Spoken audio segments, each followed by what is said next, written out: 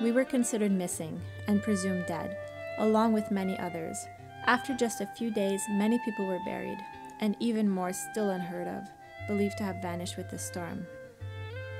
I share this story hoping that it will help many, or just you. Through vulnerability, I speak from an open heart. Please take it in with an open mind. Throughout this last year, I've carried this story inside of me, internalizing emotions and manifesting physical pains. Today, I'm ready to let go and close this chapter of my life. So I'm sharing partially for my own healing, but in hope that it can help someone come out of the darkness. My wish is that this serves you. But really, this is not about me or my family. This story is ultimately about the resilience of the human spirit. Healing requires giving it a voice and having a safe space for that voice to be heard. Here, I share my voice.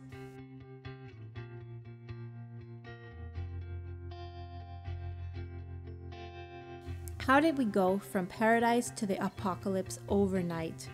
How did the lives of thousands become a nightmare in a few hours? Was the universe teaching us a lesson, or was it simply redirecting us?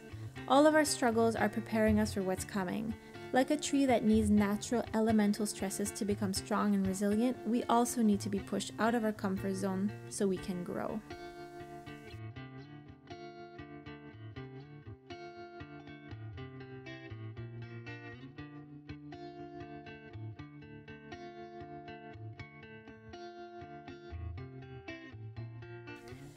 Resilience. This word has been used a lot recently, with reason. We've been pushed out of our comfort zone many times this year, some days way past it. 1 year ago today, the dreams of many were destroyed. Many are still lost, with a life that does not have the same meaning as life before, a life that no longer matches their blueprint. But we all carry faith and hope, sometimes slipping back, but other days pushing forward.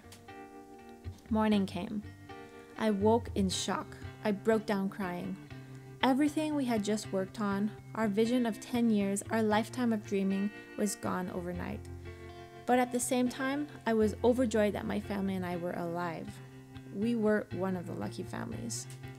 Today, in a parallel universe, we would have been enjoying another beautiful star-filled night, cooking breadfruit by the fire with our close-knit friends, laughing and talking about our homesteading discoveries of the week. We would be getting ourselves ready for Creole season, planning beach trips and river limes, relaxing in hot springs, or going on another family hike. We would be putting our children to sleep in their own beds, with hearts filled with joy after another beautiful day. We had a roof and a place to call home. Instead, we are homeless, we are jobless, we've been displaced, have had to say goodbye to our friends, our animals, our nest, our country, and ultimately the life we knew. A good life.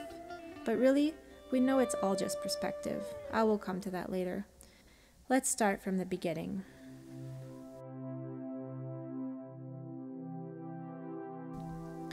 On the night of September 18th, 2017, a superstorm brought life to a standstill on our island. Hurricane Maria is regarded as the worst natural disaster on record to hit the Commonwealth of Dominica. It caused catastrophic damage and a major humanitarian crisis. The storm evolved from a Category 1 to a Category 5 hurricane in less than 18 hours, making it one of the fastest strengthening storms ever recorded on the planet. It thrashed the country with extreme winds and torrential rain, destroying all in its path. To this day, 1 year after the hurricane, the island is still restoring access to fresh running water and electricity in some parts of the country. Communication towers were snapped in two, causing an island-wide blackout. The cellular network was unreliable for months. The majority of the roads were blocked with debris and many of the bridges damaged. The country was in a daze, cut off from the world. Some described the country looking like it had a nuclear bomb dropped on it. Others said it looked like a war zone, or as if a volcano had erupted, or a giant fire had burnt the entire rainforest, island-wide. The breadth of the destruction was staggering. Intact or untouched homes hard to find amid the chaos.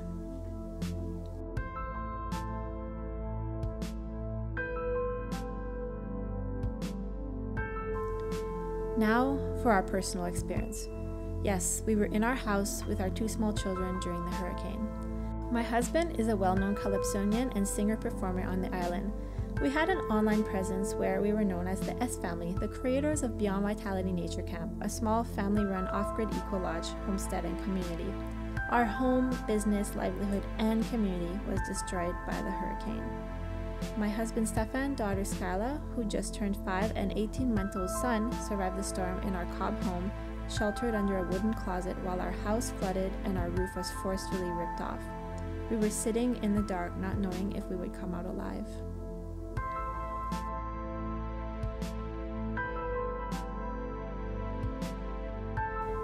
It was just another day on the island. Tropical Storm Maria was in the Atlantic a day away, something common during hurricane season, but most storms either died down, headed north, or simply brought a lot of rain. We had some guests staying with us from Barbados and Trinidad, now really good friends of ours. Just 10 days prior, we'd had a scare. Hurricane Irma had missed our island. Now we watched Maria, just a tropical storm heading north of us. We felt safe and fortunate, but lingering in the back of our minds was St. Martin, Anguilla, US Virgin Islands, and British Virgin Islands, who were completely devastated. As the day went by, we spent more time online, checking the National Hurricane Center, on Skype with the kids' grandparents, and reassuring ourselves and everyone that everything would be fine. In everyone's mind, this tropical storm wasn't a direct threat, or the worst case scenario is that we would get hit from a Category 1 or 2 hurricane. Just 2 weeks prior, we celebrated our daughter's 5th birthday. We had our usual potluck while we mingled around a variety of home-cooked local food made with love by our friends and homeschooling group of kiddies. We laughed, cooled off in our stone pool, and watched the children play freely on the land. We ended the day with our usual bonfire jam session. Some sang, some danced, and the kids joined in until they fell asleep in our arms. Our friends departed back to their own little homesteads on the other side of the island, and we finished with our usual "see you soon." Little did we know that was going to be the last time we saw them.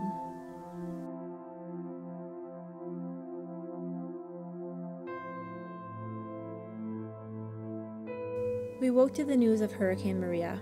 It was no longer a tropical storm. It had been upgraded to a Category 1, which some anticipated.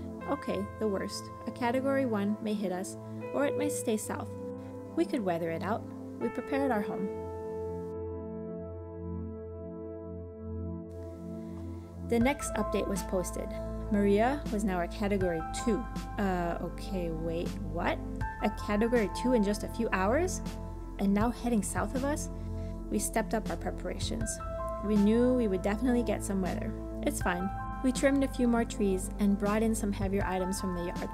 All right, we're ready for a Category 2.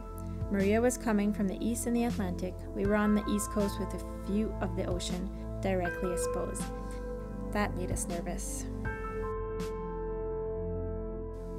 Maria was growing faster than anyone had anticipated. In the late afternoon, she grew to a Category 3, and Dominica was on a hurricane warning. As the hours went by, we spent more and more time online, researching hurricanes, checking various weather channels, and laughing at the usual jokes and messages about Maria. These jokes gradually turned to concern. Now we found ourselves reassuring friends and family, looking for the best predictions, and hoping that the ones that suggested Maria would be a direct hit were incorrect. The wind started to pick up a little bit. Nothing major. Our home was in the middle of the rainforest, so we sent out GPS coordinates so we could get located in the worst case scenario. We had our usual dinner outside with our spectacular ocean and mountain view. The horizon was still clear, a beautiful calm before the storm. We bathed the kids a little earlier than usual and got ready to bunker down in our Cobb house for the night. We had fun setting up a little fort with our daughter's still bed, placing a mattress on one side, covering it all with tarps and tying it strongly with ropes. We joked that if parts of the roof went, we'd have something to go under. At that point, we knew we would get some weather, but never anticipated the monster Maria would turn into. As we prepared to bunker down in our room for the night, we checked the last update. Maria was now a Category 4. At this point, we started to consider what we would do, but there was no time to leave. We had our last conversation with Grandpa and Grandma on Skype, and he suggested that we go near our red wooden closet as there were not many windows around it. Maria was still a Category 4 and continued tracking south of us. By this time, it was far too violent outside to do anything. I started to nurse my baby to sleep, while our daughter sat beside us, anticipating, feeling our anxious energy. Right after that moment, the cell tower went down. The power was gone and the roar of the wind was increasing. We could hear many large bangs as objects hit the building. Our power cut out, and last we had seen, Maria was a Category 4. We had no idea she was just about to grow to a catastrophic Category 5 as she made landfall on Dominica. We put baby Sadiel to sleep on our bed. Scala helped us finish the fort. She was quite excited to play in it. Stefan and I discussed taking turns keeping watch. I had a feeling I wouldn't sleep much that night. Only 10 minutes later, the wind suddenly picked up very fast. Just then, we knew our plan of keeping watch was not going to happen. It was going to be a very long, terrifying, sleepless night for all of us. Dirt, leaves, and small debris started to come into our home. The gusts were now very strong. Rain started to mist into the house. Our hearts started to pound. I grabbed the baby off the bed, Stefan grabbed Skyla, we threw our mattress onto the floor beside our closet, grabbed all pillows and huddled in a little corner, holding the kids under our legs with pillows protecting them. We held each other and hugged them tightly. Things were happening very fast. We had to cover our eyes as dirt was flying all over. The kids kept getting some in their eyes and crying. They quickly learned to keep their heads down and eyes shut. We heard what sounded like the roof of our electrical room go. The sound was terrifying. Again, I must stress how incredibly stunned we were that everything was happening so fast. We never anticipated this. We were utterly shocked. The experience was surreal, from tucking our children into bed to fighting for survival. We tried to stay composed for the children as we brainstormed Plan C, as Plan D was no longer an option. The little fort we had built with Skyla's bed was not going to cut it for this monster storm. The water was now about 4 inches high. The house started to flood. Our bed was low to the ground, so we could not go under it. Wet, scared, and still lying on the mattress, we realized we were in trouble, deep trouble. Hope started to fade. I did not have confidence that our cob house would survive those winds, at least not our roof. But here we were, and it was real, and too late to leave. I knew there was nothing more we could do. Now a lot of water was getting into the house and seeping through the walls. Luckily, we were on our mattress as the floor started to flood. Then we heard what sounded like our veranda roof get ripped off. Bang, bang, bang, as it slammed against the main roof. The wind was howling so loud, we couldn't hear ourselves talking. It was hard to see anything as it was dark outside. There was a lot of ripping and banging sounds. We could hear pieces of our house roof coming off one by one. We were not exactly sure what was happening until we felt the rain coming in through the wood beams. The sound was so loud, but we could only see the roof in 10-second flashes when lightning struck. The rain was now downpouring into the house. We were completely soaked and cold. The water level was rising. We could see our cats scrambling about, trying to find a safe space. Maka, Chia, and Orangey. The poor animals were scared, as we all were. Our dog Goji was hiding on our bed, dodging branches and flying debris. We hoped that our goats took refuge. I worried about glass exploding into the room. We soon realized that that was the least of our worries. We sat on our mattress trying to keep dry under pillows and blankets, but staying dry was no longer a valid concern. We knew we had to quickly move on to more serious survival issues. Plan C, where were we going to evacuate to? Trying not to let fear overwhelm us, we knew the roof was going to go, and our home and all our possessions would be soaked or swept away into the storm. Okay, reality check. None of that really mattered if we didn't live through the night. The roof was going. Trees would fly all over the place. Debris would come in. Would we get squashed? Would the wind take us away? Would everything collapse around us? How would we survive? As the wind gusts grew stronger and stronger, we saw a flash of what was left of our house. The broken windows, the terrified animals, we were getting exposed. Stefan screamed into my ears, "The roof is going to go." I screamed back, "What?" Again he said, "The roof is going." He got up, opened the door to our little red wooden closet, frantically took all our clothes out and threw them on the floor. I looked at him, hoping none of the projectiles hit him. He would lose an arm, or worst off, it could kill him. Now, the kids and I had to also make it to the closet and climb in. He grabbed Skyla, took my hand, and I put Sadell in the closet and climbed onto the second shelf, the largest part of the closet, which we had previously used as a diaper changing table for our son. Stefan gave me Skyla, and he hopped in very quickly, shutting the doors as the wind tried to open them again. We both held them closed with all our force. Our timing was on point. This is when things got very intense. We kept thinking and discussing possible plan C. Plan D, what if all failed? We didn't know if the closet would withstand the forces of the wind. The kids knew something was terribly wrong. It was a little closet my dad had built in a day. We had faith in his building skills, but the fact that it was built with imported lumber and plywood doors was not good. Would it withstand the wind, or would it simply collapse and expose us to the hurricane? My dad didn't exactly have hurricane shelter in his mind when he built it. Now, it was keeping us safe and a little bit drier. That's fine. Through the cracks of the door, we could see objects flying into the house. Skyla huddled in a little ball holding her favorite stuffed animal sticks. Daddy held Skyla with one arm, and the doors of the closet shut as the wind tried to forcefully open them. I helped when I could, while reassuring Sadell. The look on his face was pure shock. He was beyond even being able to cry. He was frozen, and it is the longest he ever sat still. He was traumatized. We held the kids closely under some pillows. The adrenaline we felt was like we had never experienced. Our muscles remained tense, like we were holding a static weighted position for hours. As lightning came almost every second, this is when we saw the roof and its entire frame, rafters and all, started to disconnect. It would go up and down and hit our cob walls with immense force. It felt like an earthquake. Every time the wind picked it up and it crashed down, slowly breaking our cob walls. Ba-bang! Ba-bang! This was the most terrifying part. We prayed that the roof would not rise and then fall again, breaking our wooden closet on our heads, crushing us to death. Both children in shock and witnessing our expression, I started to tear up, wondering if this was the end, but also trying to keep it together for my children. The roof kept rising and falling back. It was just a matter of time, a few more gusts. What was going to be the outcome? We held the kids under us, protecting them of whatever could come crashing down. We prayed to the universe and all of creation to let the hurricane just take the roof into the sky, sparing us. The sound of the wind was deafening, a screaming, maleficent howl that seemed endless and constant. Finally, one intense, long, and strong gust of wind came, and we saw our entire roof and its frame disappear into the sky. Good. It didn't fall onto our heads, but now we were completely exposed to the elements and the force of the storm. We were at the hurricane's complete mercy.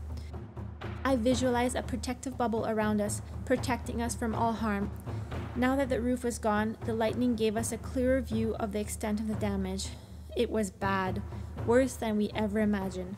Our entire house was a pile of debris, with electrical cables everywhere, broken tree branches, and filled with water and mud. We thought we had a full cob wall behind us, but forgot that part of our bedroom door extended behind the closet with wood closing it up. We suspected that this got ripped off because the wind suddenly started to shake us in the closet. It was a total roller coaster ride. We were now completely exposed. It toppled side to side and back and forth, trying to tip us forward. Stefan and I pushed all of our body weight while trying to keep the doors closed. His arms were getting numb. Lactic acid was starting to burn. How much longer could he hold on? We felt absolutely helpless with the kids. We didn't know if we would be trapped in the closet, or if it would fall forward and break our necks, or if we would get buried alive, or if the storm would push the closet down, trapping us underneath the flooding water, or if it would simply collapse and we would all disappear into the storm.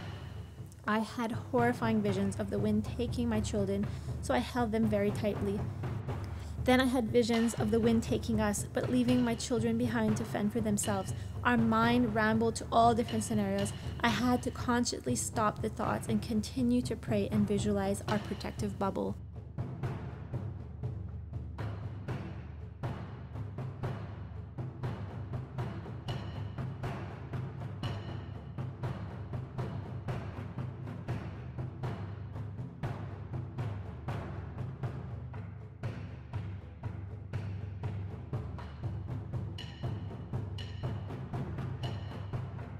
Another strong gust came and we knew the closet would fall forward. We all fell with it. We pushed the doors open, which kept the closet from falling down on our heads and completely trapping us under it. This is when the universe truly was on our side. We fell forward holding the kids, but luckily right on top of the mattress we had put onto the floor. And the closet was just long enough to catch an inch of our bed to hold it up, enough to give us enough space to sit in the little shelf we were in, under the closet. Its doors opened just enough for us to have an escape route and be able to see part of our bedroom, to look around for options. The kids cried hysterically as the fall woke them up, not knowing why they were in the cold water, not knowing why there was a howling monster outside, wondering why they weren't in their beds. They were confused. They were in absolute fear. They panicked. We remained sitting and holding one child each on the water-drenched mattress. It was cold and the rain was coming down. We fell on top of some wet clothes, which we were able to put on the kids to keep their body heat in. The kids continued to cry. "Make it go away," they said. My children were afraid. I was afraid. I had to go deep within. I quickly calmed myself, got back into my body and reassured them, also reassuring myself. It was okay. It was all going to be over soon. We were protected. The closet was going to save us, our beloved protective bubble. We started to sing to them. It relaxed them. It relaxed us. So completely exhausted, their bodies shut down and they fell into a deep slumber. As the wind continued, the hurricane tried to take the closet from us. Stefan held it down with all of his body weight. It was so much for him that Skala joined me and Sadiel at the back of the closet, and Stefan stood in a deep squat holding the closet down for hours. Our lights were now malfunctioning. We were down to one dim headlight. Still the wind screeched and howled. We could hear our home deteriorating around us, further exposing our little bubble. We held on to our children tighter. We held on to the closet with dear life. We loved that closet. The only thing that could save us was the closet. It was between us and Maria. Now heading to the middle of the night, the winds and rains were amplified by the fear of complete darkness and the unknown. The deafening noise, the intense vibrations, the rumbling, and the shaking all made us long for daylight. There were crashes and loud bangs with the entire world collapsing around us. This sense of claustrophobia, suffocation, hopelessness, nowhere to go. We continued to pray and visualize. Have you ever been through an earthquake, a flood, a tornado with the atmospheric pressure and noise of a plane all at once? The pressure change even popped our ears. It felt as if we were in a crashing plane, actually. That is the best way some have described the experience. Maria tried to take the closet from us for 2 hours, trying to expose us, but Stefan held on with all of his strength until his legs hurt, his arms numbed, and his hands were sore. I held on to the 2 sleeping kids. By then, not only had they peed their pants, I had as well. The fear was just too much, and the cold of the water was moving into our bodies. I held the kids close, trying to keep them warm, while we sat in cold water. I covered them with whatever damp clothes I could find. Wet pillows protected them, and the closet still stood strong. Our bubble held strong. Occasionally, we peeked out. We couldn't see much. It was too risky to pop out our heads. Branches and trees had fallen over the closet. We didn't know if we could even come out. But for now, we stayed put. We felt safe. A weight off my shoulders was lifted when I felt my body collapse into trust. It wasn't up to me anymore. I couldn't control the outcome. I had to trust. The universe had our back. Either we would make it out, or we would go that night together peacefully with our children in our arms. We fought hard, and now we were tired. I tried not to think anymore. This may be the end. We held on to each other, scared, in the dark, occasionally checking if everyone was still alive and unharmed. We kept telling each other and the children that it was okay, but deep down we knew it wasn't okay. But what was okay is that we were together as a family. We remained calm and peaceful. I watched my children sleeping, joyfully reminiscing about all the beautiful memories we shared together in our home. We were sore. We were cramped, with less than 2 feet to move around. We managed to find a wet raincoat to cover the kids. For hours, they had been in wet, cold clothes. But the fatigue took over and they still slept. Finally, the gust decreased and we were able to relax our tense muscles for the first time in hours. We were not sure if the storm had passed or if this was simply the eye going through. We didn't want to take any chances, so we waited. After 15 minutes, Stefan came out of the closet to evaluate the situation to see if we could run to another part of our house or vehicle. He came back in quickly and said, "Nope, we're staying here. It's worse than what we thought." We decided to stay in the closet because it was the safest place remaining. It had protected us through the first part of the storm. It would protect us for what was remaining. And we knew that the next part of the storm couldn't possibly be worse than the first part. There was nothing left to rip and throw down. We hoped that we had passed the worst.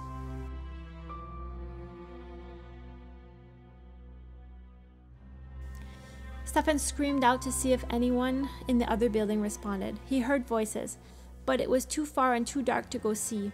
This was our story. Meanwhile, our guests were in our wooden accommodation building we call the hammock hut. They had their own survival story. Little did we know they were trapped in their rooms during the furiousness of the storm while a landslide slowly started to fill their space with mud. They were on their beds while the mud started to come up and up and up.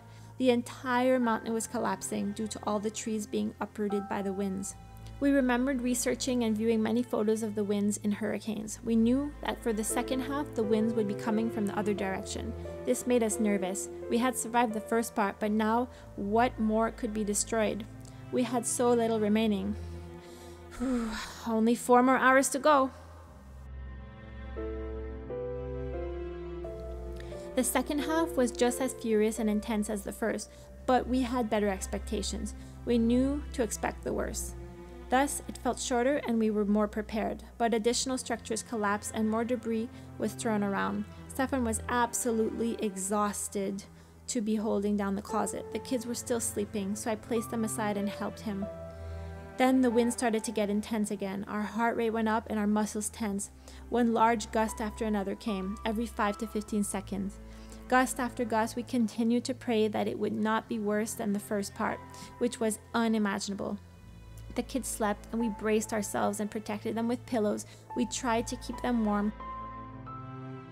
Adrenaline took over again, so we were absolutely numb. The kids were lying there shivering. We feared hypothermia. After about another hour of destructive wind, we started to feel it go down again. We knew the worst was over. At this point, nothing mattered except that we were alive and that we needed to get the kids to a dry and warm location as soon as possible. Time was of essence. Their lips were blue. They were shivering uncontrollably, too tired to wake, too tired to walk. We waited very impatiently and counted down the minutes until the wind seemed manageable to walk in. Finally, the conditions were safe. The rain continued to downpour, but we could deal with that. We needed to move. We needed to fight for our children's survival. We were all beginning to be extremely cold. Finally, it was time to emerge from our survival pod. We could come out of our protective bubble. The front door and part of the wall had been ripped off and that the trees were covering our exit to the car, but it was the only safe location. We covered the kids in a raincoat and trekked through the broken glass, debris, and fallen trees. On our way out, we managed to find a semi-dry piece of clothes for both of them, but no diapers. We climbed over and under the trees on the way to our vehicle. What would have normally been a 10-second walk took us 5 minutes. We changed the kids and put them in their car seats to sleep. Luckily, they were completely exhausted, so they slept soundly. We had a few minutes to think. It was incredibly cold and we were still wet. Daddy returned to the house in search of dry clothes and the car keys. We were in luck. How incredibly happy we were for this small yet grand accomplishment. We immediately turned on the car and cranked up the heat. For the first time ever in the rainforest, we were using heat. We were finally dry and relaxed enough to have a little conversation about what now. We reclined our seats and tried to sleep. Stefan slept. He can sleep anywhere. I tried, but no luck. My mind was rambling as I sat there in utter shock. Sadiel woke once to nurse. He peed all over me, but luckily slept again. Being covered in pee was something normal by now. The storm knocked out communications for the entire country, leaving anyone outside of Dominica struggling to determine the extent of the damage. Maria silenced all communication to the outside world. Little did we know it would be days until anyone could hear from us. I sat there not able to sleep with mixed emotions, denial and shock that our world could have been erased overnight, but also joyful ecstasy to be alive. I continued counting down the hours until dawn, 2 a.m., 3, 4, 4:30, 5:45, and finally 5 a.m. It felt like the longest night ever. At last the sun started to rise, but not many birds chirped. It was quiet, with the rain still drizzling down. I tried to get a clear view of outside, but with the dim light, rain, and foggy windows, I could only see in close proximity. Everyone continued to sleep. I sat there eagerly waiting.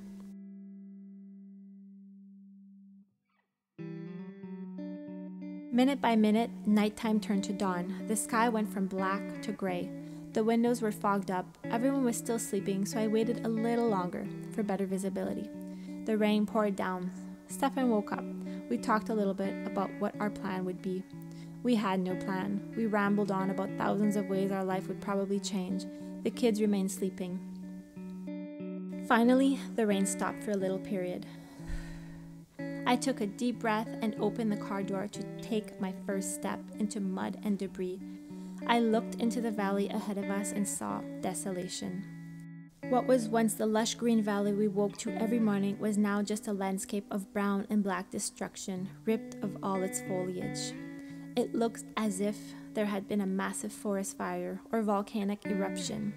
All trees had been uprooted, broken down the middle, or lost all of their leaves, branches, and bark. Yes, the forces of the wind had completely debarked the trees. The rainforest was gone. I emerged into a new world, a world which looked like the apocalypse. We could see for miles out. At that point, we knew the destruction was countrywide. As I turned back to look at the mountain where our beautiful cob home was nestled under, my knees got weak. Utterly in shock, I broke down in tears. Stefan hugged me. We were both in disbelief. Everything was unrecognizable. Our home was gone. It did not even look like home anymore. Parts of it stood there, roofless, with pieces scattered all over the land. All structures and vegetation on our 6 acres of mountainous tropical rainforest were wiped out or severely damaged, apart from the last remaining structure where our friends were staying, but which filled up with mud from the landslide. The kids woke up. They had no reaction. The look on their faces was though their minds couldn't comprehend what was happening. They asked about their animals and their toys. On the bright side, our dog Goji and goats Baba and Gigi were alive. But there was no sign of the cats. The kids were especially focused on them. They would call out, Maka, Chia, Orangey, but no kitties came. They felt sad. The path to our house was blocked by fallen trees. The majority of our crops were destroyed. Almost every single one of our hundreds of fruit trees had fallen and our gardens uprooted or covered by landslide and debris. Our guest cabins no more, completely wiped out. Our house looked like a bomb had dropped down. The roof gone. Tree branches inside our bedroom. Everything thrown all over the floor and drenched. Doors gone, windows flown off, and broken glass everywhere. Our personal possessions full of mud and wet, or flown off with the wind. Our kitchen in a disaster, with part of the roof off. Our dining area and veranda gone. Our bathroom and roof and its doors gone. Half of our solar panels flew off with the wind, and the electrical wires all ripped off. No electricity. Our spring and settling tank all gone and destroyed by large fallen trees. Our only remaining roof and structure was the hammock hut and guest rooms, but the large landslide had filled it with mud waist deep. Our composting toilets turned over and brought down with the mud. We had nowhere to dry clothes and start putting salvage materials. The rain continued to pour down for the rest of the day. With nowhere dry to go, the kids and I stayed in the car for a combined 20 hours. They were cold and wet.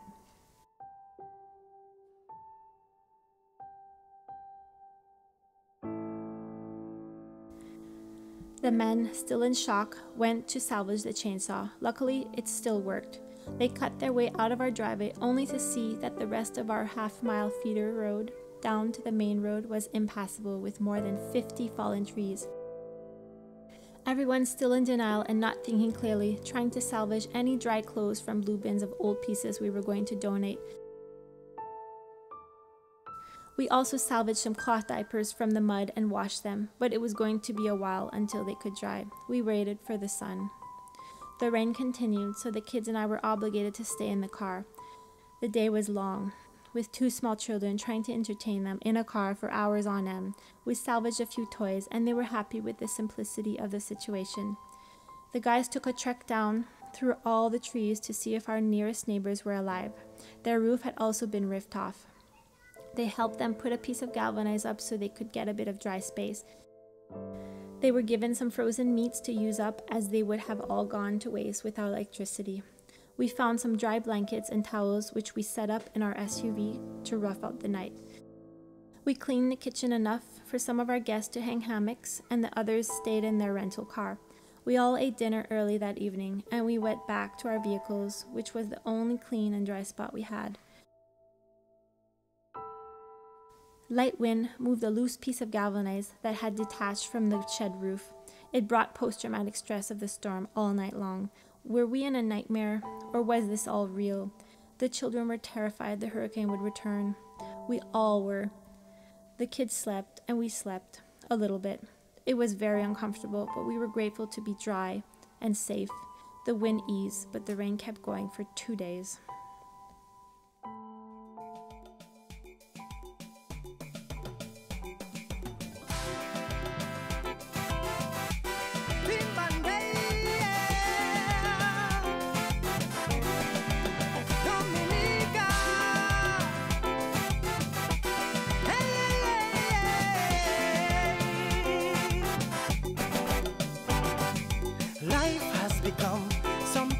Changed and went wrong in the eyes of man. Faith cannot be raised anymore. Although we didn't know the outcome these winds would bestow, our challenge was real. We had to fight to survive. We cut through the bush and thorns, bare hands, cutlass, brains and brawn. I struggle, you struggle, we came through.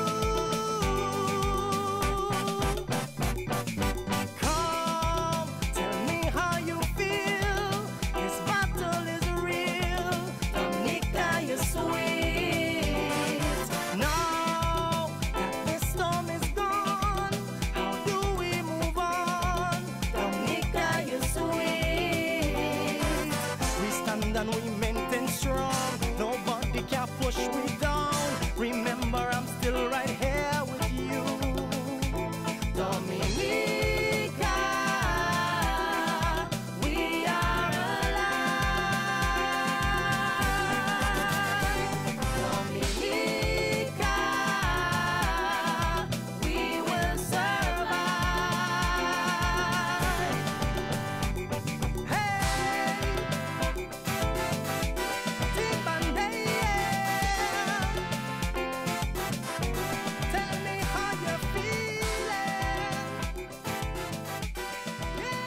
After finally sleeping, I felt much more refreshed and able to handle the children and myself. It was still drizzling rain, but we were able to find raincoats to go explore our new world. The kids were getting restless, not having the freedom to play and run around as they were used to.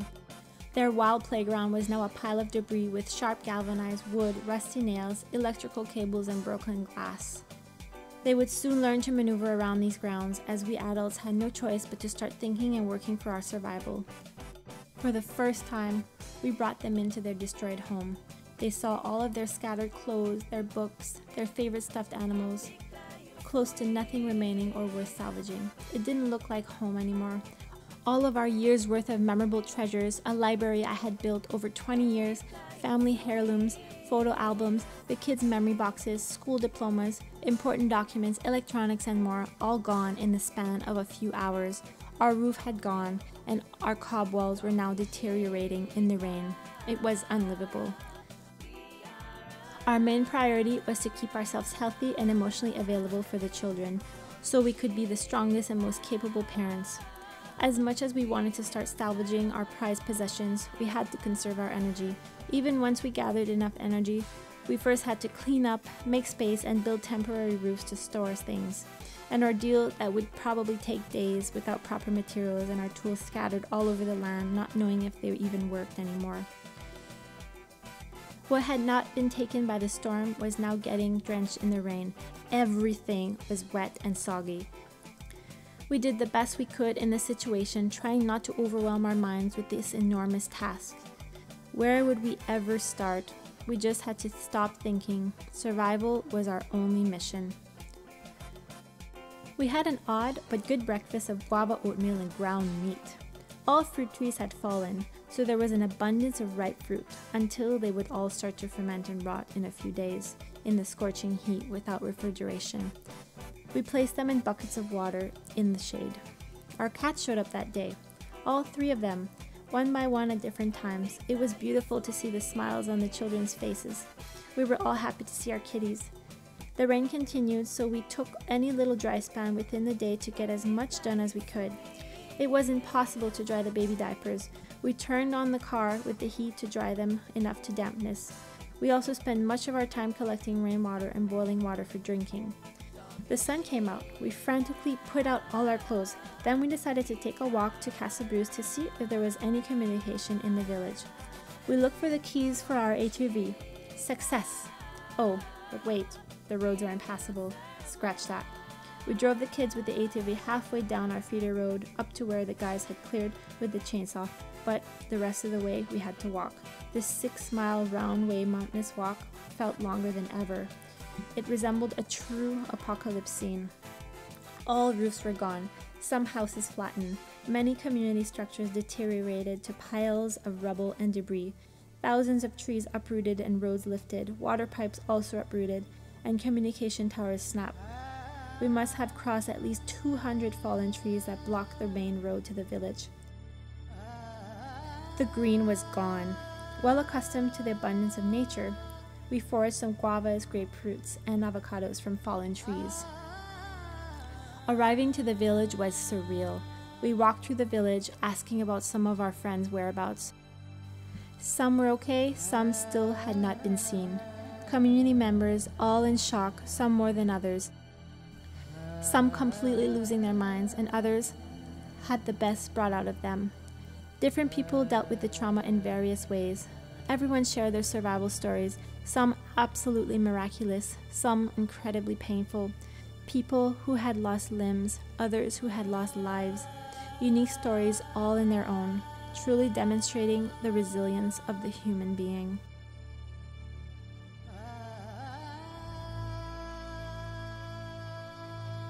As we walked through the roads, we found ourselves full of empathy, feeling everyone's pain as we tried to manage our own. We grabbed a few staples at a small corner store, but just as much as we could carry with the kids. We walked down to the beach to rest and snack. The kids got to swim in a little river. The beach had completely changed, the landscape so different. We departed again for our journey. It was much longer on the way back. It started to rain, but this was the first time we had all laughed and danced in the rain again, barefoot in the middle of the road, with not a single car or soul in sight.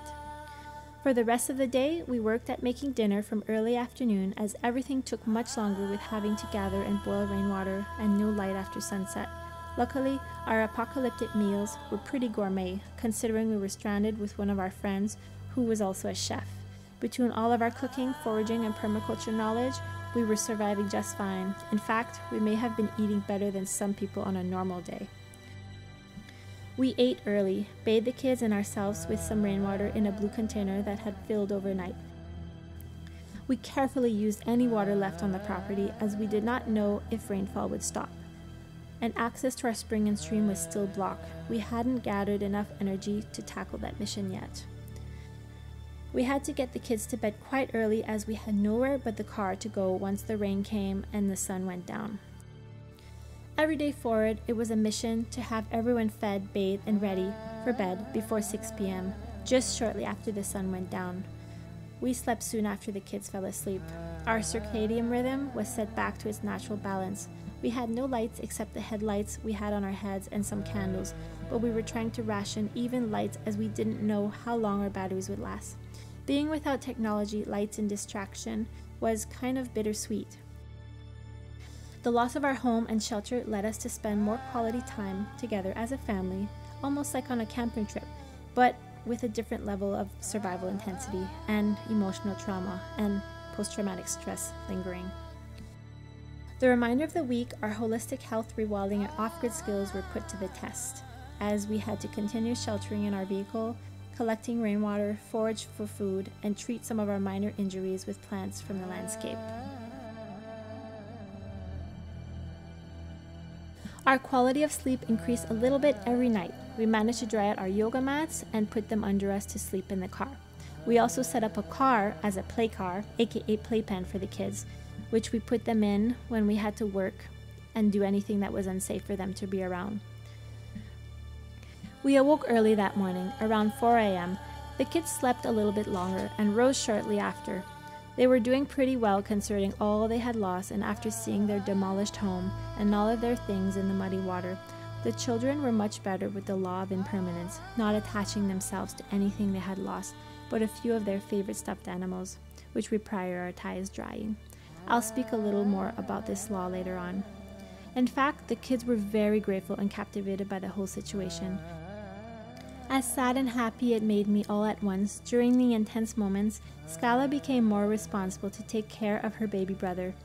She held his hand as they walked over broken wood and rusty nails, got him snacks and water, and knew she had the duty of entertaining and playing with him in the play car to keep him out of harm's way as the adults worked to salvage and clean areas to make spaces somewhat safe and livable.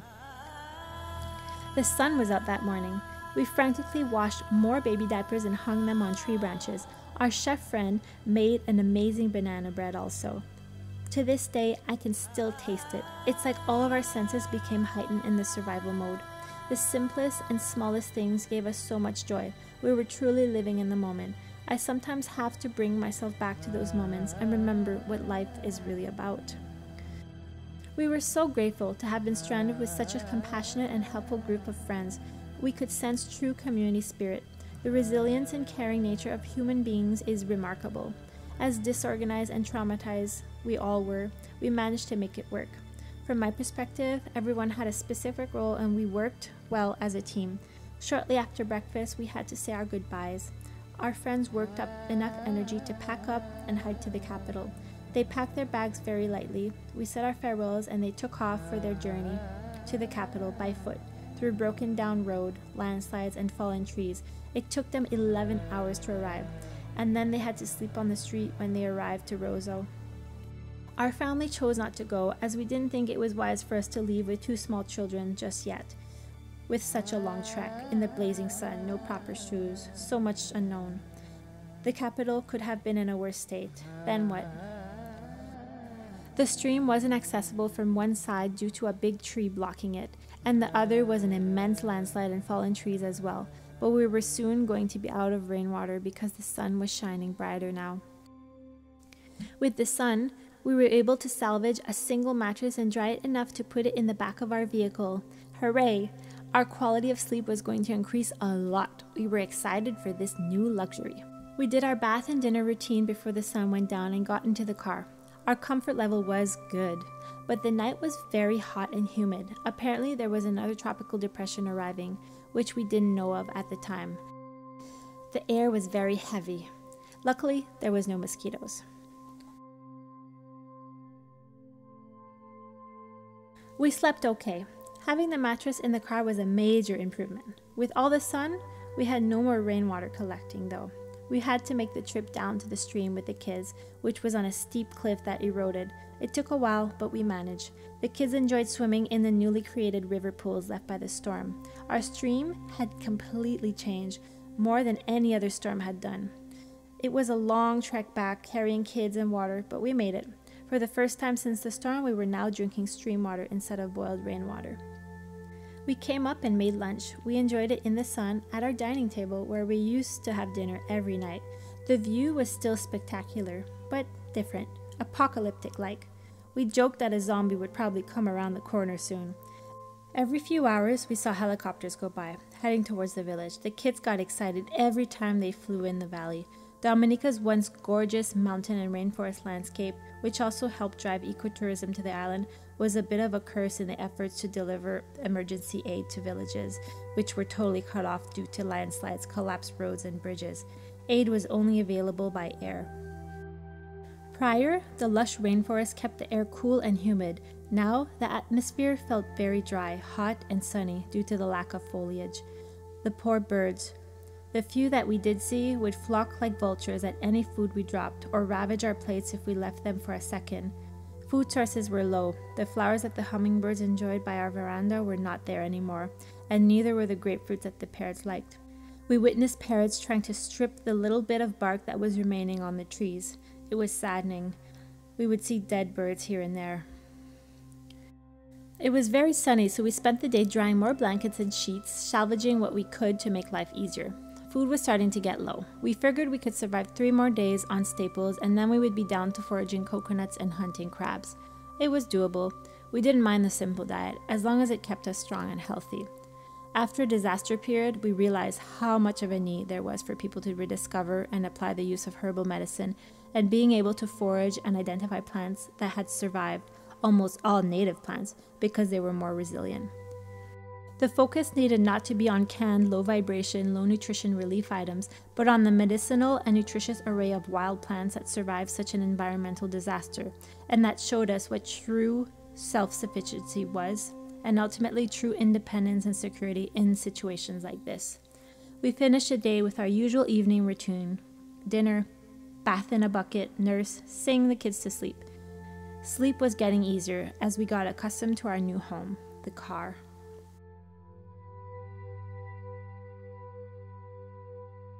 Just after rising, we made it down to our stream again. We had a nice, refreshing bath. We had worked on clearing the path the day before, so it was easier to get down this time.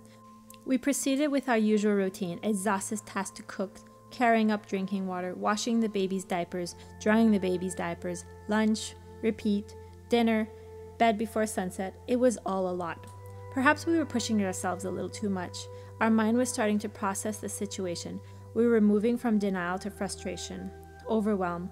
Stefan and I had a bad argument in front of the kids. Okay, now guilt. After lunch, in the early afternoon, the Trinidad Coast Guard helicopter appeared. Our overwhelm increased. Were we ready to leave our home? Several villagers arrived at the same time. Then the Trinidad crew landed and hiked up the mountain. After being alone for so long, how could everything be happening so fast, all at once? Shortly after, the Venezuelan helicopter arrived. 2 helicopters showed up at the same time. The Trinidad crew told us to pack our bags and come with them. The thought that we would be rescued that day had not even crossed our mind. But I still had to make dinner for the kids, and I still had to dry diapers. I wasn't even dressed. We also thought about the rest of the possessions we had to salvage and safeguard. The remains of our home were still fully exposed to the elements, and now we realized for the taking. Some of the villagers encouraged us to go, with a lot of enthusiasm. A little too much enthusiasm.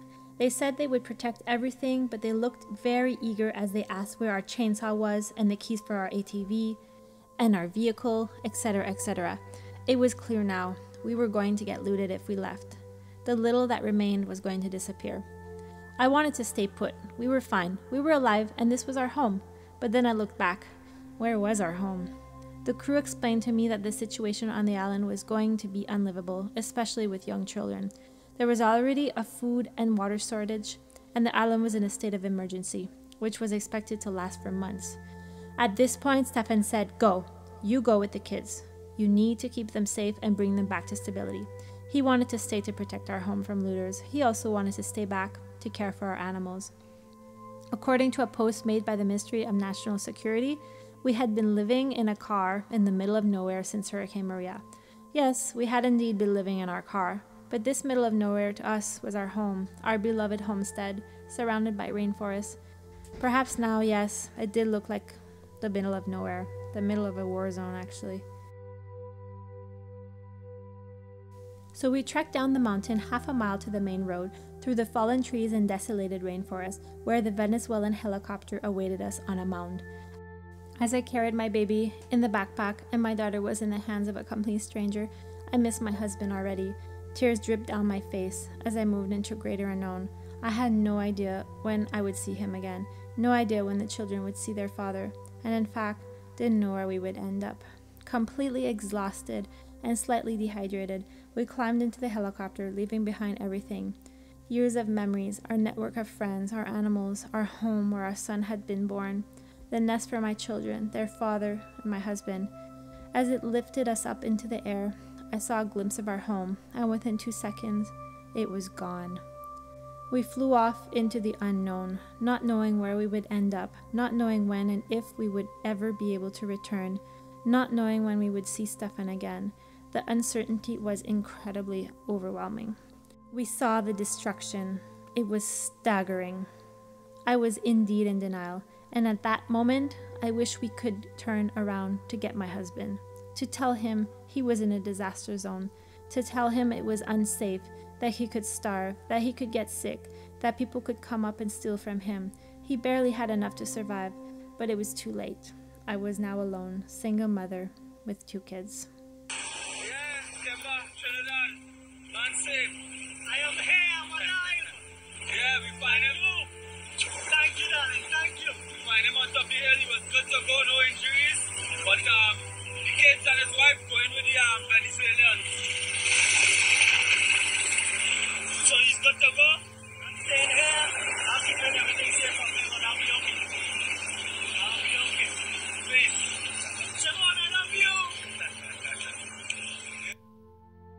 Nos encontramos en Dominica, en donde pocos momentos nuestro helicóptero Cougar de la aviación militar bolivariana junto a los cuerpos de rescate de la Fuerza Humanitaria Simón Bolívar realizarán un rescate en la zona de Castelbrum de una familia que ha quedado atrapada desde el 18 de septiembre por el paso del huracán María.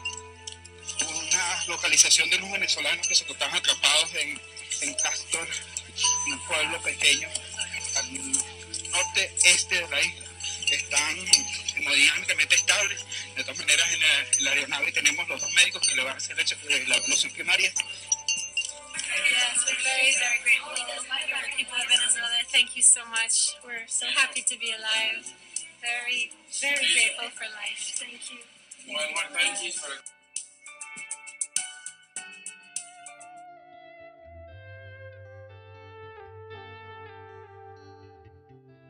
Weeks passed, and somehow, with all the exhaustion, I still couldn't shut my mind off. I was still in Dominica. My heart was still on the island. And as I lay in my comfortable bed, I thought of my husband and everyone on the island, toughing out yet another few weeks in the rain, and nights sleeping in cars or tents. I experienced tremendous survival's guilt. That is what I woke with in the morning. And homesickness. Our home was no more, but I was grateful for life. I kept repeating this thought in my mind. I experienced full-on culture shock. Everyone tried to help, and they did help a bit. I'm so very grateful to have support networks in multiple countries, but I felt alone, like nobody could relate. Nobody could truly understand the life we had and the life that was now gone overnight. Everyone reassured me that it would be okay, that I could simply stay with my parents and rebuild my life in Canada. But what about the life I had already built in a faraway land, which was now my land, my home? It was surreal to be in Canada. From being trapped in the rainforest and living in our vehicle for a week to having so much comfort again, I didn't know how to receive it all. I was amazed by people's kindness and generosity. Before we had even been evacuated, fundraisers had been put together. We had been touched by incredible people around the globe. Dominica was down, but not out. We felt part of the Dominica Strong that would return and help the island come back even stronger. Our family had a new perspective on what it meant to be alive and what it meant to work in community. Living in the now and appreciating the small things had never been of greater importance. At that point, our family was still planning to proceed with the beginning phase of our eco-village vision, which was being manifested just before the storm. We planned to return to the island where we would assess the situation and begin the rebuilding process with a climate resilient and sustainability goal in mind. It would be a long road to recovery, but not an impossible one. We proceeded with this plan, but it did not go as planned. Life in the aftermath was like no life I'd ever imagined. Some days were heart-wrenching, very difficult, working long hours in the rain into the night, trying to rebuild without building materials or many resources, all of us trying to sort out our financial troubles, our family crisis, internalizing stress as health complications, and dealing with emotional trauma.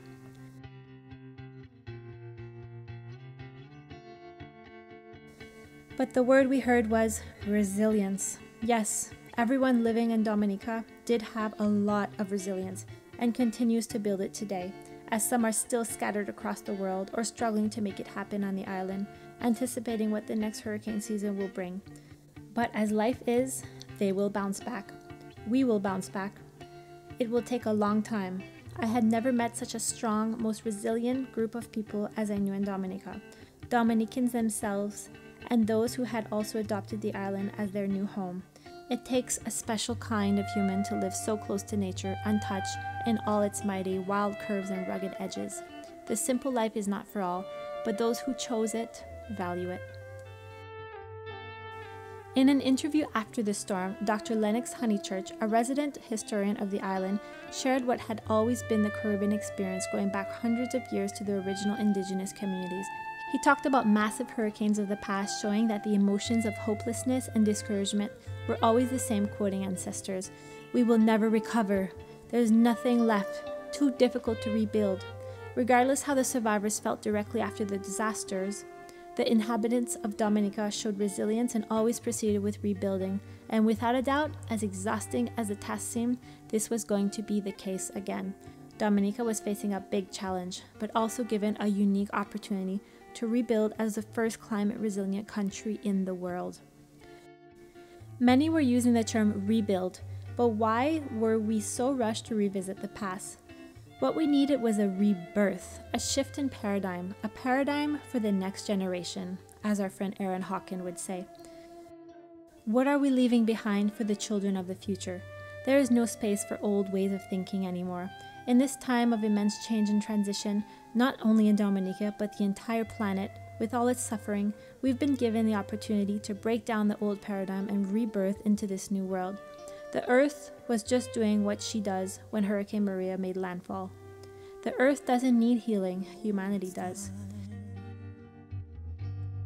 No, it's time for a paradigm.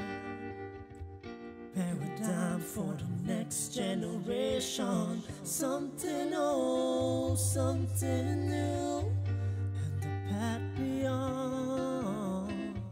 Pass it on, it's up to you. Pass it on to the children of the future. Oh, won't you rise and shine?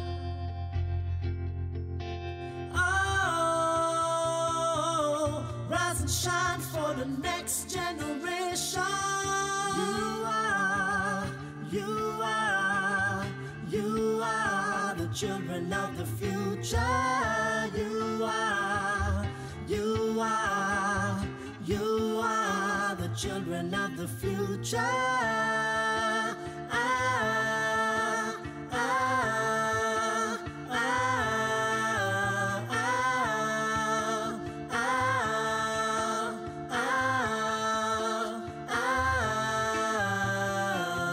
Won't you light it now? Won't you light it now for one and all? Won't you light it now? Won't you light it now? Sometimes a spark can become a flame. It's in your heart, it's in your hands, and you know it's time. Pass it on, pass it on, pass it on to the children of the future. We need to change our level of thinking and join forces with our Earth, not work against her. So many people describe the aftermath as a war zone, but if we continue to think we are at war with our planet, we'll only further separate. What we need is to reunite and understand that we are one with the Earth and all its organisms. Not above, not below. We're all one and the same. All energy. The beauty that is right in front of us. Nature is the means in which the Creator or the universe communicates with us most forcefully. We are connected to nature. Whatever we do to nature affects us, and whatever nature does affects us.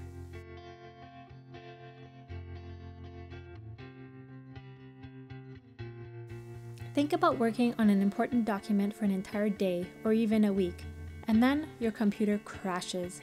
You lose it all. You've put your heart and soul into that piece. Discouraging, right? Now visualize your dream. After years, you've manifested and created the dream, worked on it for years. Then, overnight, the system crashes. It's all gone. That's what the people of Dominica felt the night Hurricane Maria came and pressed delete. The past year has been the most difficult transition I've ever experienced. In a search to find home again, after a decade, I found myself back in the town I grew up in. The past year has been the most difficult transition I've ever experienced. In a search to find home again, after a decade, I found myself back in the town I grew up in. I arrived empty-handed, but now with 2 small children and alone. The hardest moment in my life was getting into that helicopter and leaving my community, my home, my husband. I had to dive deep and find home within, as the feeling of not having a nest for my children anymore was unbearable. But what happened was beautiful. We were indeed forced to find home within, and through that, find joy in every single moment. For the first time in my life, I knew what it truly meant to transcend and live in the now, to focus on just being, not doing. My purpose had become being the best version of myself, my higher self, in every moment. My purpose was to be. But the healing happened in phases. I would move forward and then slip back, progress, and then regress. A year later, I still am.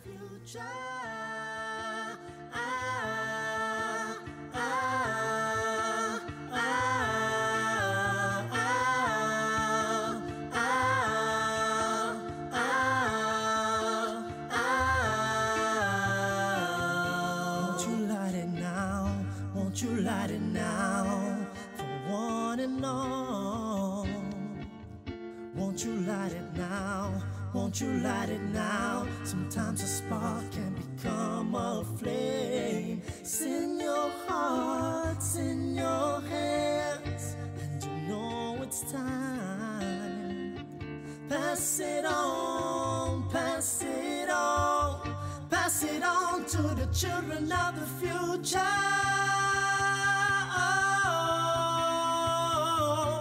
You rise and shine. Oh, rise and shine for the next generation.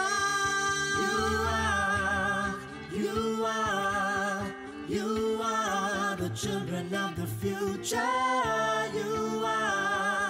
You are the children of the future.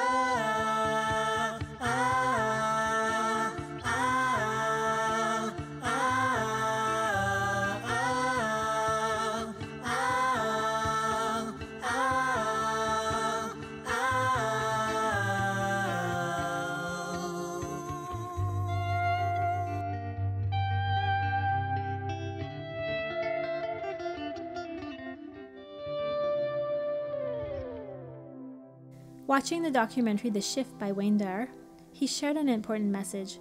What I understood was that all of our purpose, it's in there. It becomes like a mantra of the ego. You have to have more. And the more you have, the more you become aware of how much people are trying to take it away from you. You get consumed with how to protect it and how to make more of it. The dilemma here is that if you are what you have and things go away, then who you are also goes away in the process. My last year has been spent simply trying to find employment, stability, and a home for my children. Perhaps I don't need to start all over again. Perhaps I just need to change my thoughts. Are we not all just energy? Abundance can flow through me if I let it. I know that within all of this pain and loss, there was a lesson. This was the universe giving me the opportunity to grow. I could lose, but I could not lose the lesson. For my own sanity and to make space so I could be emotionally available for my children, I had to physically, mentally, and emotionally detach.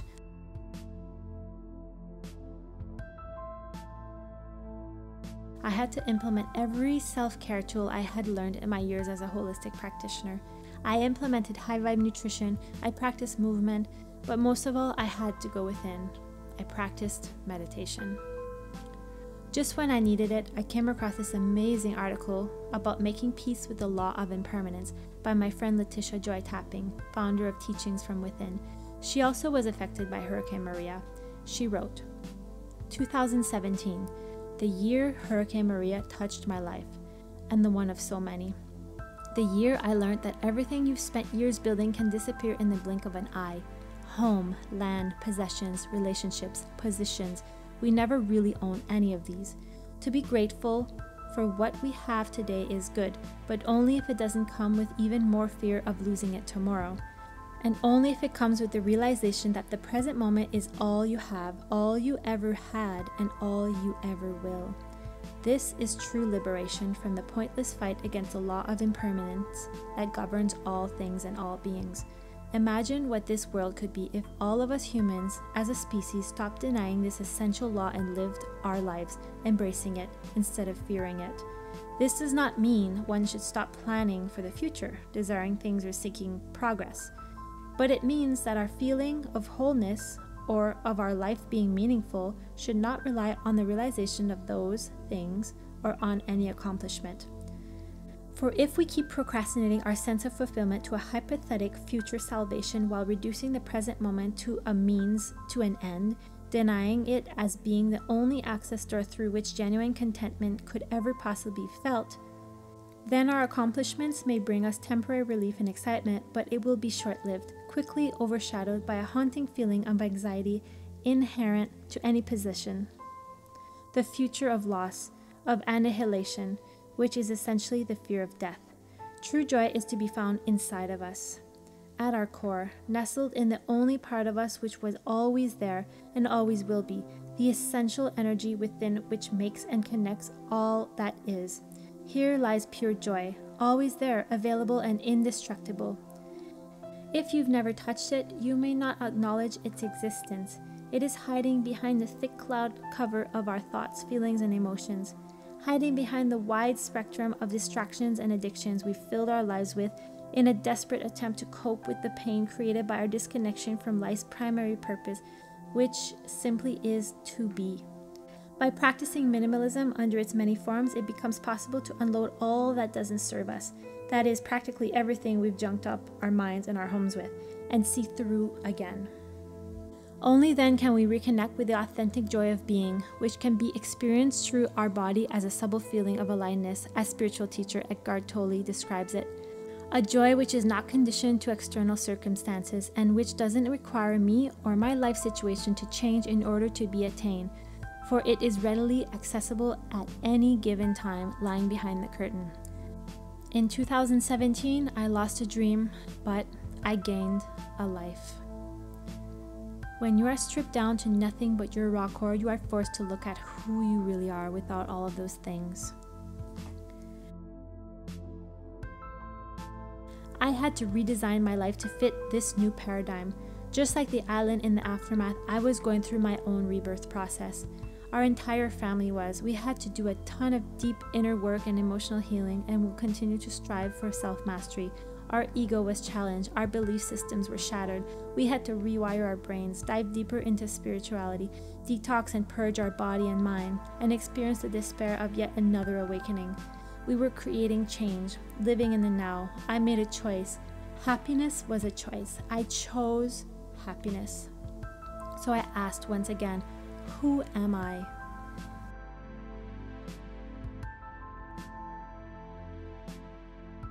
And this is when we reawakened to our purpose and mission in this world. Going through this experience was reaffirming that this was always part of my purpose and my path. I also have a ton of tools I can confidently reach for as a preventative and healing measures. We are creators. We had to provide for ourselves. We no longer were going to be codependent. We have big plans. Life starts now.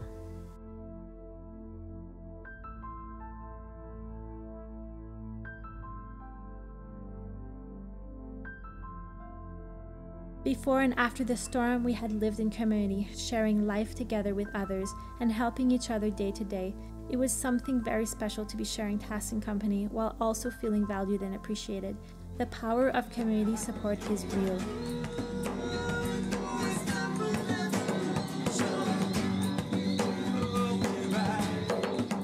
not meant to go at this life alone.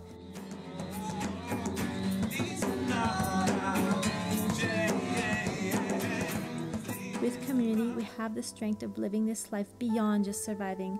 We can thrive. And that is what we stand for at Beyond Vitality. I felt that way back when I founded my vision, and I feel it now. We are and always will be stronger together. People are starved for human connection. We know so very well that we are far from the only ones who have had a difficult year, a traumatic year. We are in this together to grow. It's all preparing us for the Great Awakening event. What's to come, we will be ready for. For days, our loved ones were riding a roller coaster of emotions, anxiety, confusion, desperation, elation, crashing hopes, and finally a fantastic rescue that soothed the bruised hearts and souls of many people. To those who rushed to our rescue even before we knew we needed it, thank you. Thank you to our tribe, our family, our friends for holding space for us during these trying times. We've been unspeakably touched by the incredible support we've received. We will overcome and be able to serve you, serve humanity better than ever in our mission. We are ready to hold space for you as you've done for us. Home is within, but community is truly medicine. In education and parenting, we talk about loving and nurturing the whole child, but ultimately, we are all just children in adult bodies wanting to be nurtured. Our inner child need be nourished holistically as well. Our mission on this planet is to serve you in reaching your higher self and to nurture your whole being, mind, body, and soul by sharing our life experiences and the wisdom we've gained along the way. We proceed with our purpose in holistic wellness and transformation through our daily being. May the light of holistic living shine on you like it has for us and help you to reach self-mastery. If you would like to support our mission, we invite you to share this video or make a donation. You can also stay up to date with our project by subscribing to our newsletter. Thank you for your support. Together, let's build a regenerative future. Pass it on, pass it on. Pass it on to the children of the future. Oh, won't you rise and shine? Oh, rise and shine for the next generation. You are the children of the future. You are the children of the future.